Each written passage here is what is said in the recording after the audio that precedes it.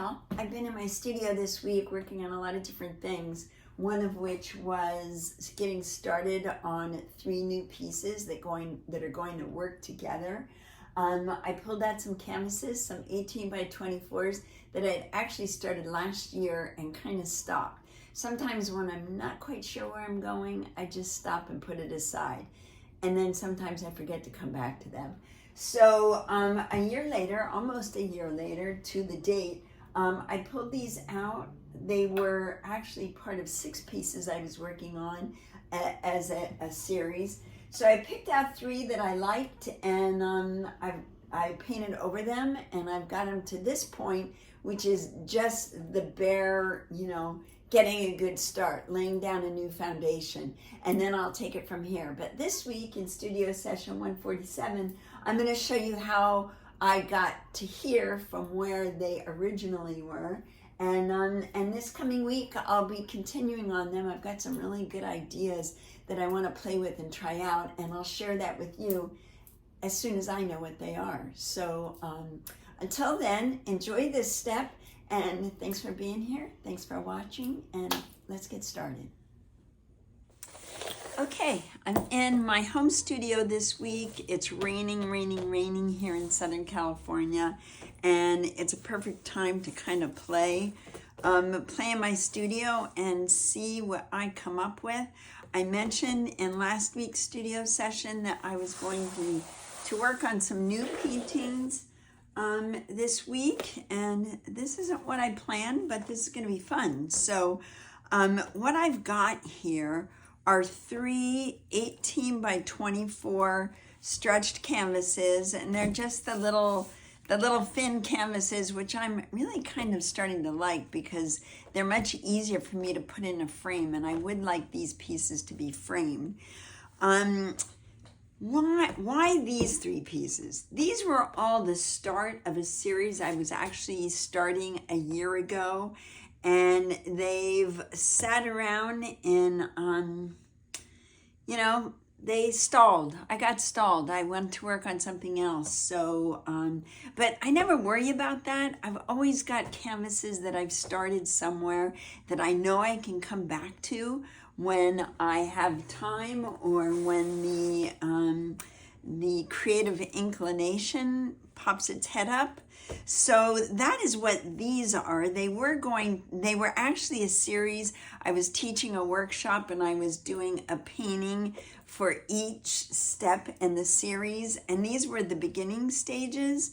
And what I do like about these, of course, is they all have the same color palette, mostly. They're just papers laid down with no really rhyme or reason. I do have some texture on each of them. On this one, there's a bead of caulk around what was going to be a vase. On this one, there is a stencil relief of some text, numbers and letters. On this one, there's actually a piece of it was the paintable wallpaper that had textures that you could put on your wall and then do a paint glaze over it and get some really cool effects with that. And I actually think I'm going to turn this one around so that my textured pieces all have, they're not just right on top of each other. I've got texture here, I've got texture here, and I've got texture here. And I'm thinking these pieces are going to be a series. They're going to be 3 pieces that are meant to go together. So what I want to do is start out by getting them so they're a little bit more congruent with each other, a little bit more consistent. I'm feeling like this piece has a lot of the elements that I want to continue on, and with the colors. So I have some oranges here. I have pink, and I'm really kind of liking that pink. That's a little bit too pinky, I think. Pink, I think. Oh, there's a little piece of that. I'm going to definitely use that. And I actually keep all my papers pretty colorized. This is actually my orange and yellow bin, so I'm not sure how those pink guys showed up in here. But I just, you know, dig through, rifle through my papers to see what I come up with. That little chunk might be worthwhile. I do like orange. I do gravitate to orange a lot. There's an orange piece for over there. This definitely needs some help. Just one little orange chunk I think would be helpful. I like that one. And all of this being said, this orange might be completely covered up by the time I get done. Put that there, and maybe put a piece of that over here.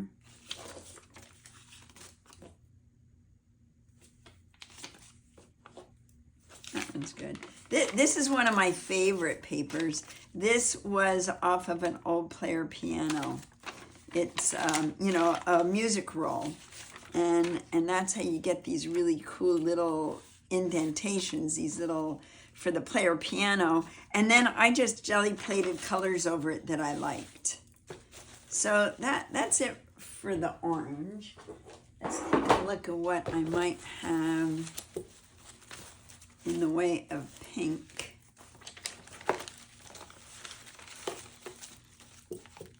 Ah, this is really pretty. And this is kind of the color of the year. It's almost more of a salmon-y pink, kind of an apricot color, which I think I would like better. That's a little too busy.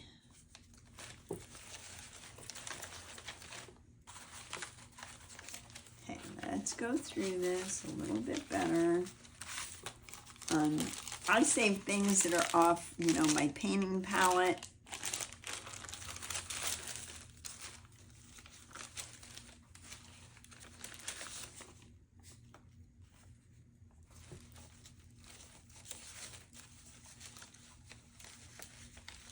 I save everything. Even little scraps that I rip up of papers that I really like, I save those.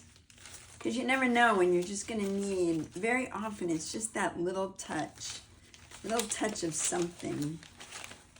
And that's all you need. That's way too pink. I think I'm going to be good with this because, like I said, most of these are going to be covered up. Now, these are little packets I put together for a class one time that I still have. Let me see what I have in here. Oh, don't want that. It's a little too busy.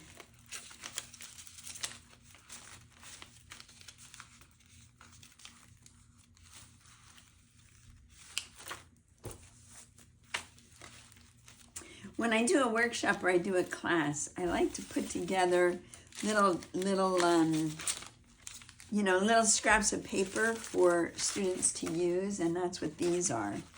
These were leftovers from a class, and I try not to rifle through them too much because I might be able to use them if I ever decide to do another class. And this is like going through a box of photos. Once you start looking, you just want to keep looking. Okay. I think that's going to be good. I think that's going to work for now. So I've got my gloss gel medium and just a ratty brush. And I just want to even out these colors a little bit. Aside from this light color that I've painted around with,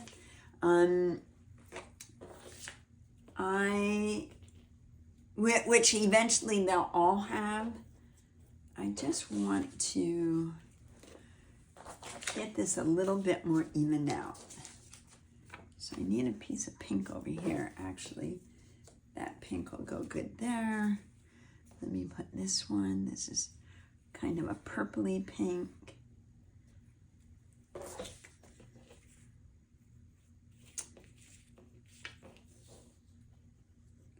I like them to kind of connect a little bit. There's a little bird here. I'm going to cover him up. Poor little bird. I need some more pink over here.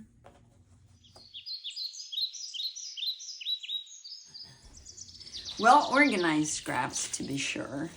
So now I get another piece of this, which goes along with that, and I can add that. I don't want to cover up my text.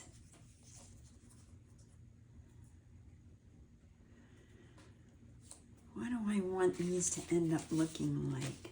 I might take this out. Let's see. Let's see what we're going to do.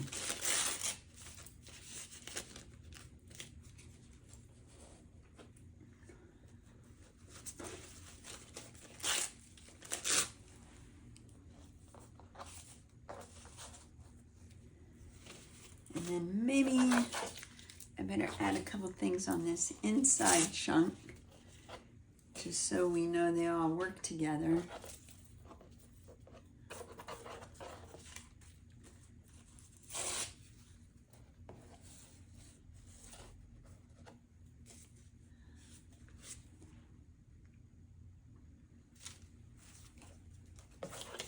Okay, a little bit stronger orange.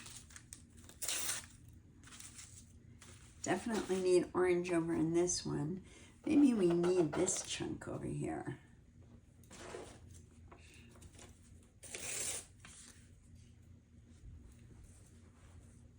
And I have no rhyme or reason how I'm laying these out. I just go by what my eye sees. And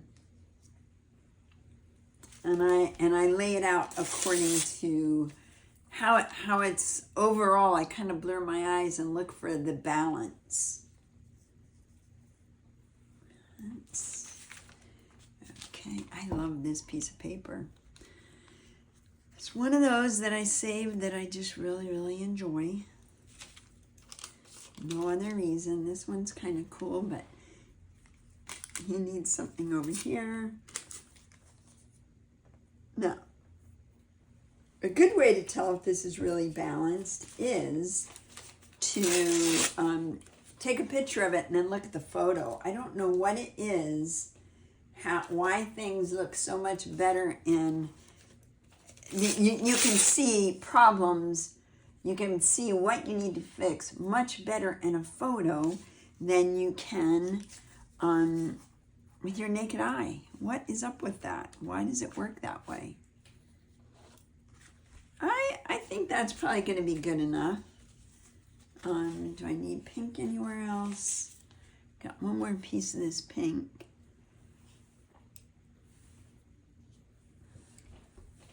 I want to cover up my texture.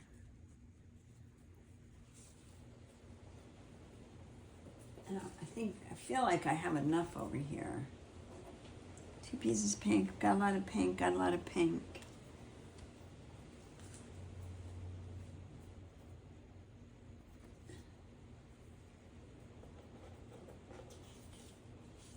Okay,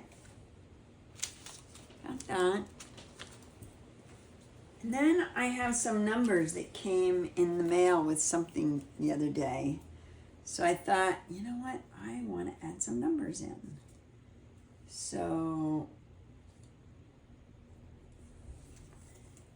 and they don't have to necessarily make sense. They usually don't. And then we can put one right there. Okay, that's my layout.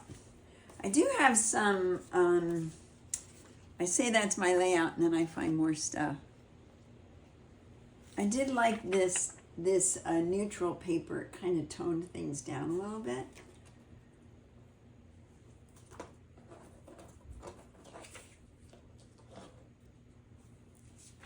And let's throw a piece over here.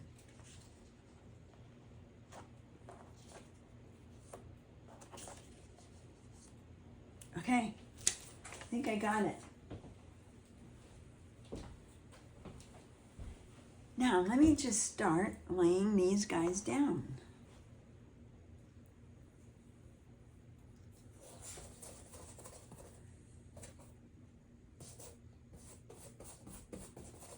I'm going to lay these down kind of fast.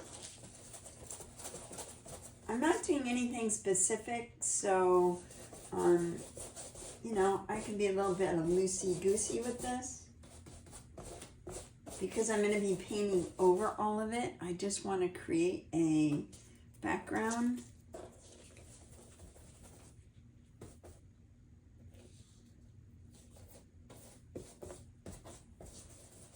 And as I'm going, I'm keeping an eye on my papers to make sure that they don't ripple and buckle. So I'll come back and take care of that. Let's keep a little bit of that. So I'll come back with my bowl scraper and make sure and I lay them down and there's no little ripples happening. It's also a great way to save your medium so you're not wasting it. Come on, little Tim, get out of the way.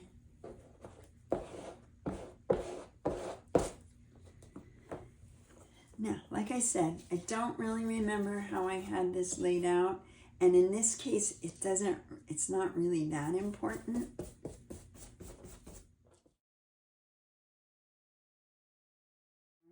I'm going to put the number 2 here. Now, this is the one that's probably going to bubble the most because it's on a slick paper.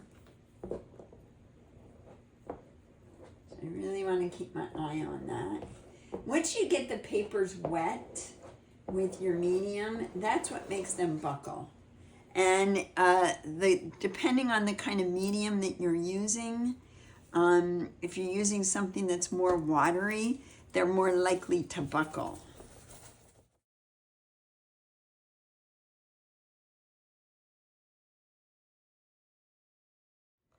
Okay, that's the second one. They're looking pretty good. Now let's go to this third one.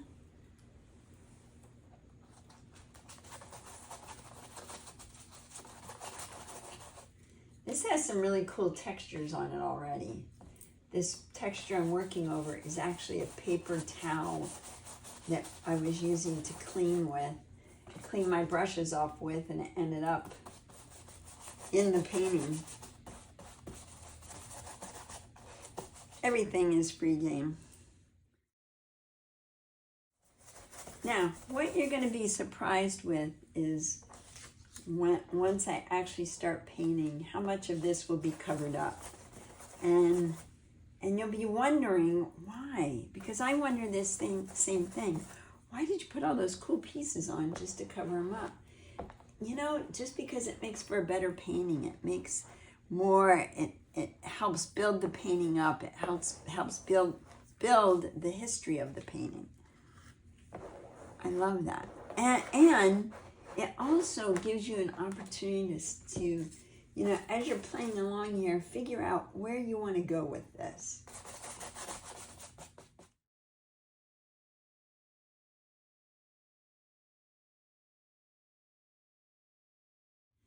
Okay, now this, in this painting, is something I love to do. I love to write and then negative paint around it. I love to negative paint around things.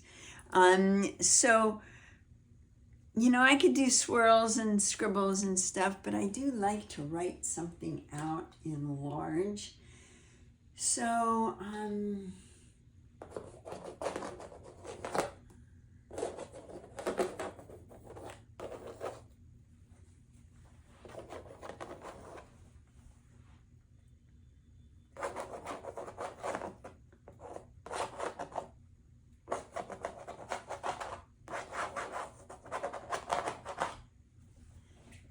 now we don't know what that's going to end up, how that's going to end up being. I love the way this looks, and I feel like these are going to have that same feel to them once I start to negative paint around everything.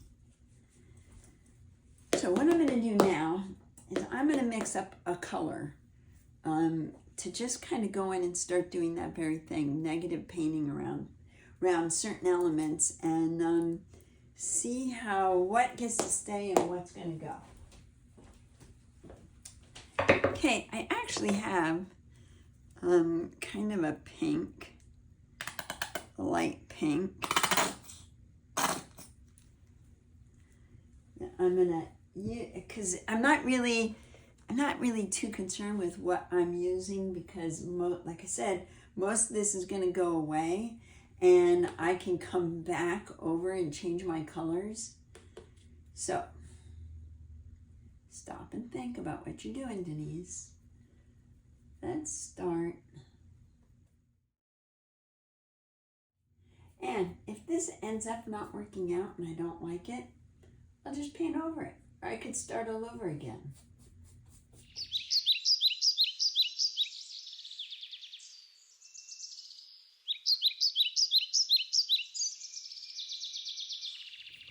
One of my favorite things is how the colors, you start seeing the layered colors.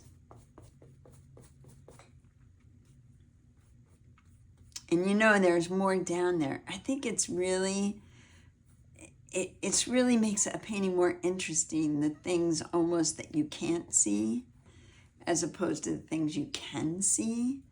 It's kind of fun to look down there and see what the heck is going on. I think I want that to go away. Not sure, I might want those little polka dots to stay, or I might want to come in with a smaller brush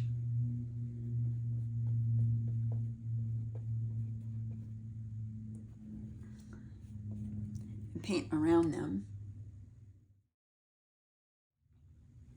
Now, like I said, I want these pieces to be a little bit more simpler than the pieces in the series that I've already created.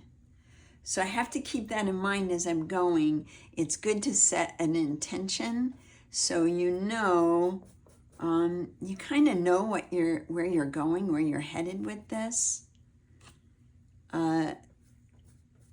Because then it's a little bit easier to find your way out of a problem, because you're going to run into problems where you'll be like, oh, I didn't want to cover that up, or I didn't mean for that to be there. You'll be able to come back in and fix those. Like, I didn't really want to cover that up, but I did. So I liked those little lines, but they're gone now. I don't really need that green there. I don't really need those there, but I like that green. I like this green right here showing through. Don't need these black drips, blobs in here. They worked for another painting, but maybe not for this one, because I'd like this to be a little bit more lighter and spring-ish. Not everything gets to stay. I know, it looks really sloppy, and that's okay. This is where you get to play and be sloppy.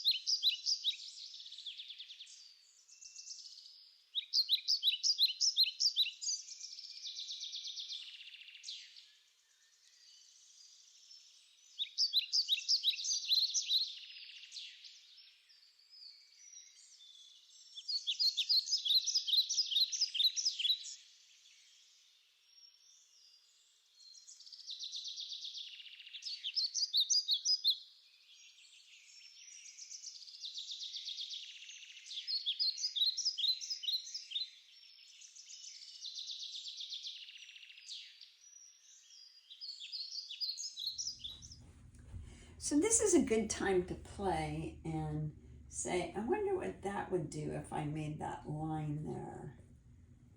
And if you don't like it, you just cover it up. But I do kind of like it because I do love a line. Now, a little bit later on, they might be more than I want in this painting. And then I'll just cover it up. No big. Want to integrate the edges of the papers a little bit more because this piece is going to be very loose. So there we go. They all have the same colors, the same elements on them. And now what I'll do is I'm going to go back off camera and clean this up a little bit and then come back, and this is just the beginning. This is just the start of where I'm going with these. So I'll be back. Okay, so I went and cleaned it up and filled in my my background paint, my background pink, which is probably not going to stay pink, but it's a good way for me to now stop and take a look and decide what more can I get rid of. And I can actually use my little palette that I'm using with paint to lay over things to say, you know what, I don't really need this. So I'm going to cover this up. And just kind of help me decide what can stay and what is just in the way. I laid this piece of paper here because I feel like I need a big chunk of orange. So let's get rid of that. And we may even take this, simplify. I just want to simplify. Now on this one, where do I want to go? I don't think I need that. I like that. But do I need it? I'm almost running out of my pink paint. Don't need that little snippet in there.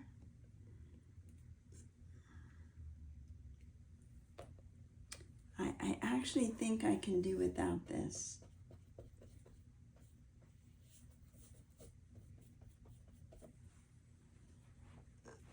And I have another piece of paper here I'm going to add in, actually two. I'm going to add into that. As much as I hate to get rid of my little mushrooms, they're going to go.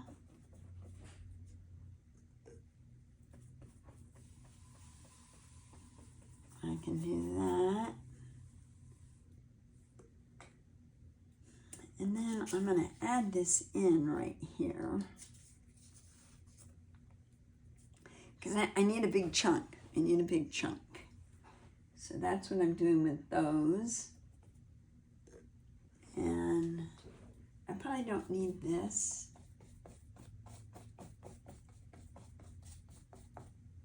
I'll let that go.